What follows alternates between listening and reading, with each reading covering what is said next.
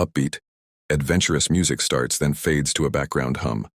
Imagine a land at the very tip of a continent, a place of breathtaking beauty, but also a land forged in fire and struggle. This isn't just any story. It's the epic tale of South Africa, a nation that has seen it all.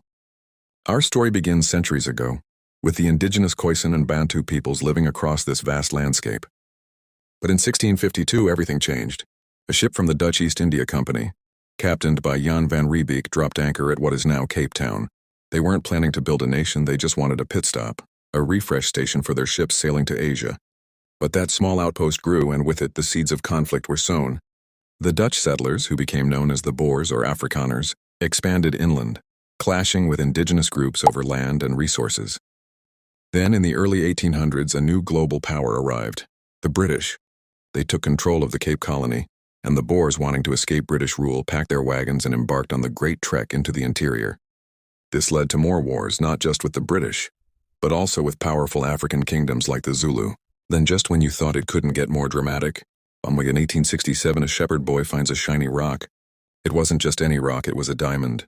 And a few years later, gold, the largest gold discovery the world had ever seen. Suddenly everyone wanted a piece of South Africa. The quiet farmlands turned into a frenzied hub of miners and fortune seekers from all over the globe. This incredible wealth didn't bring peace. It fueled more greed and more conflict, leading to the brutal Boer Wars between the British and the Afrikaners. After the wars, the Union of South Africa was formed in 1910, a self-governing dominion of the British Empire. But this new nation was built on a foundation of racial division. The white minority held all the power, and they began to systematically strip away the rights of the black majority, as well as Indian and colored communities. This culminated in 1948 with the official start of something truly sinister: apartheid. The word literally means apartness.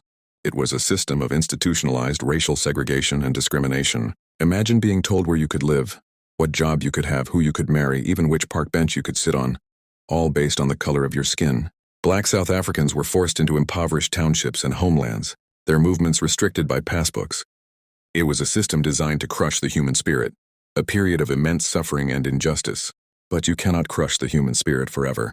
From the heart of this darkness, heroes emerged. People like Steve Biko, leader of the Black Consciousness movement, who taught that black is beautiful and powerful. And of course, a young lawyer named Nelson Mandela. Along with comrades in the African National Congress (ANC), he led protests, strikes, and acts of defiance. The government's response was brutal.